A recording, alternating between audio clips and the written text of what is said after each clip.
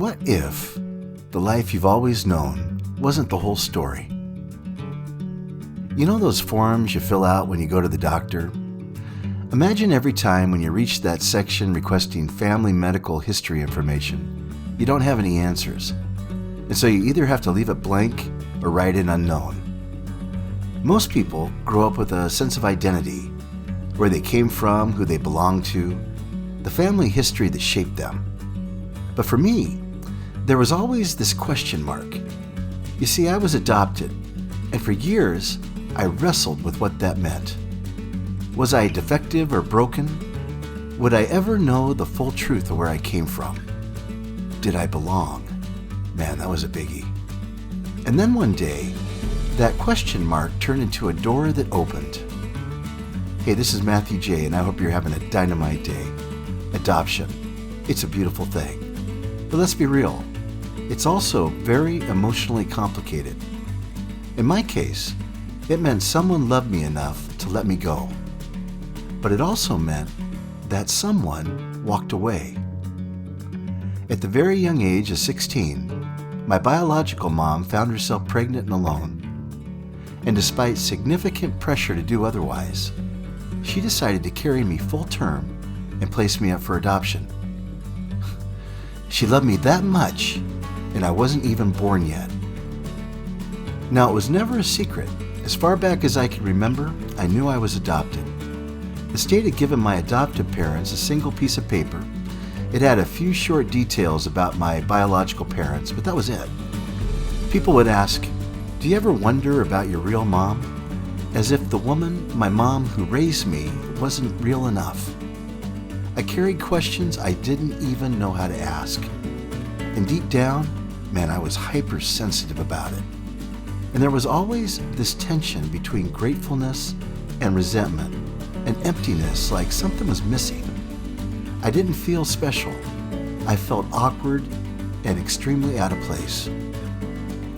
At age 49, I finally decided to start the process of finding some answers. Now, as I'm sure you can probably imagine, looking for someone you've never met, well, it's a strange feeling. What if she didn't want to be found? What if I was a secret?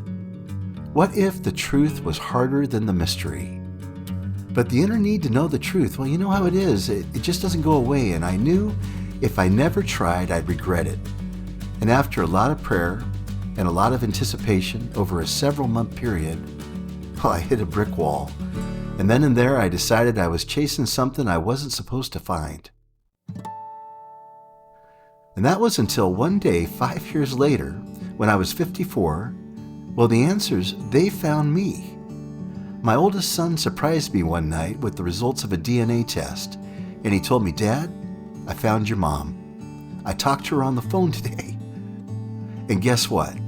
The very next day, phone in hand, I prepared to call and speak to the woman who gave birth to me for the very first time. And it was perfect. When I spoke to my mother for the first time, I literally fell on my face, and I thank God through His Son Jesus. My faith was solidified. Although we were strangers, somehow we weren't at all. I've always known her. It's beyond words. She told me that when she became pregnant, the father and his family were not supportive, initially even denying I was his. It gets worse. Her mother, my grandmother, was adamantly against the embarrassment of having a pregnant daughter, and after she made attempts to cause my mother to miscarry, well, the authorities stepped in and placed her in a state-sponsored home for unwed pregnant mothers. And there she lived, waiting. And you know, she told me she used to talk and sing to me. And while she was pregnant with me living there, she said it was one of the happiest periods of her life. Now, a wonderful thing happened when I was born. The nurses in the hospital were all nuns, and most disapproved of my mom, being that she was an unwed pregnant mother. The rule was that once I was born, we were supposed to be separated and she wouldn't see me again. But as the Lord would have it, there was a small band of nuns who secretly brought me to see and be with my mom for 3 days after I was born. During our call, she described to me the sense of loss, the unknowing that she endured for all those years after, hoping I was adopted by good people and had a good life. She questioned her decision, giving me up. I told her she had 4 grandchildren and 3 great-grandchildren who very much appreciated her decision.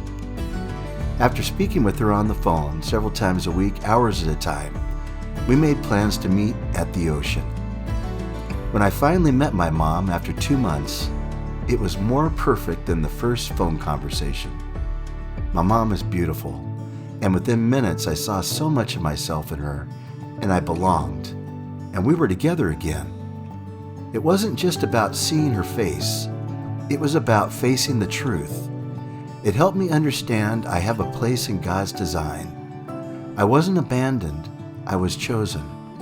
I wasn't a mistake, I was part of a bigger plan. And I was no longer lost, I was found. If you feel like a stranger in your own life, awkward and out of place, my friend, I understand. But here's what I hope you'll hear. Your past does not define you. If we know and follow Jesus, we are not abandoned, we are chosen. I sure do appreciate your time today. Thank you for allowing me to share. If this resonates with you, let me know in the comments below. Our separate paths are part of a greater adventure.